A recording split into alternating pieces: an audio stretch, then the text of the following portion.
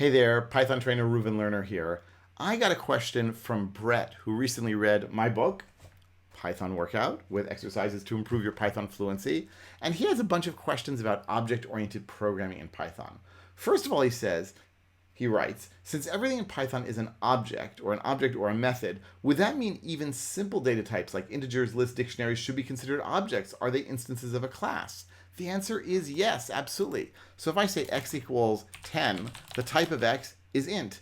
10 is an instance of int. If I say x equals, let's say ABCD, the type of x is str. So ABCD is an instance of string. If I say x equals 10, 20, 30, 40, then type of x is list. 10, 20, 30, 40 is an instance of list.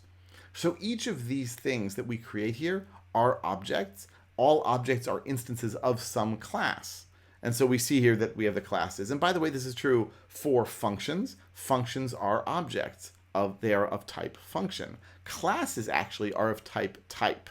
So if I say what's the type of int and the type of str, those are objects as well. But then he says functions are functions, also called methods, and functions are not objects. No, that's not true. That's not true at all. Actually, as I just said, functions are objects. So if I say here def hello name, return hello name. What's the type of hello? It's a function. It is indeed an object. Now, who cares? Why does it matter that everything in Python is an object? Why does it matter for us as individual programmers? The answer is that it means the entire language works consistently, that every single object has the same syntax. Now, obviously, it's going to have different methods. It's going to have different attributes. But you create objects in the same way. You pass objects in the same way. You can extend objects in the same way. And when you create your own new classes, they also work in the same way. So it's that consistency that you get from everything being an object that's the real advantage here. Now, methods and functions are almost the same thing, not quite. A method is basically a function that you define inside of a class. And I'm not going to go into all the rules here now, but because of the way in which methods are called, they are available, even though they're on the class, they're available through the instance. But you can think of methods as just being functions that are attached to something. Again, I'm papering over some of the issues here, but that's sort of kind of the way that it works. So he then says attributes are essentially variables associated with each object. Or are they objects too? And the answer is yes. Wait, this was not a yes or no question, it was an or question. So here's the thing. If I say here class person, right, def init, self name equals name. Right, so now I say p equals a person, Reuven. And so now p.name, the name attribute of p, contains the string Reuven. So we see already that the attribute refers to an object. Why does it refer to an object? Because everything in Python is an object. But we also have two distinct worlds of things that can refer to other things. We have variables, like p, and we have attributes, like name. And the difference is that an attribute always belongs to some other object. So name is an attribute on p. But p isn't an attribute, doesn't belong to anyone. It's just a variable in the global namespace, and so that's distinct there. So we have variables and we have attributes. And every object in Python has attributes, every single one of them. You can get the list of attributes with dir. So dir of p shows us all the attributes on p, including way down at the bottom, name.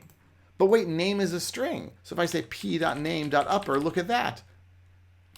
Because name is a string, thus it is an object, thus it has attributes. Attributes include methods. We can run that and get my name in shouting capital letters.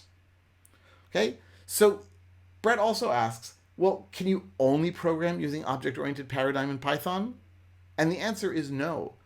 Just because every piece of data is an object, just because every piece of data has attributes, and just because many attributes can be methods, and every piece of data has methods on it, doesn't mean that you, as the individual developer, need to be writing in an object-oriented style.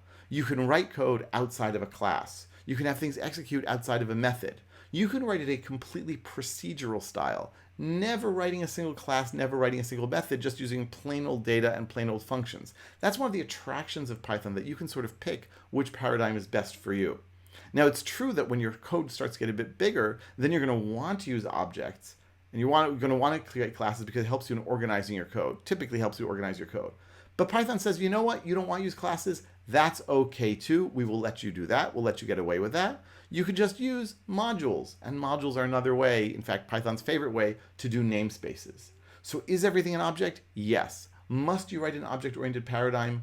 No.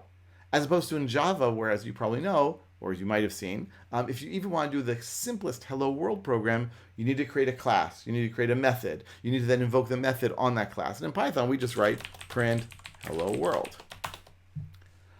One final question that Brett asks here. When using built-in functions like input or print, I don't see the dot notation being used or the object's name being specified. So what are the objects implicitly being used with built-in functions? Well, once again, when you see a dot b, b is an attribute belonging to a, but a is just a variable, right? And this attributes versus variables thing is really important to keep track of, even though most people don't think about it very much.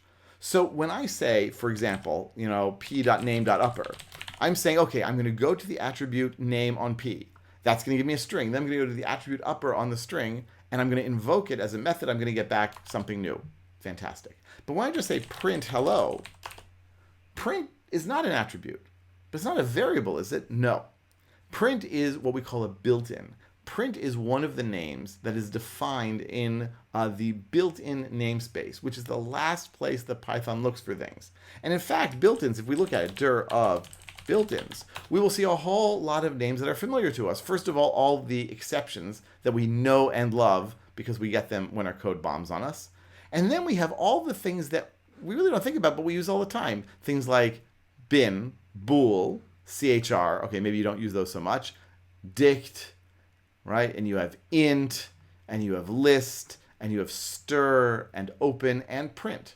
So what happens is when you say print hello, Python looks, right? Is print local?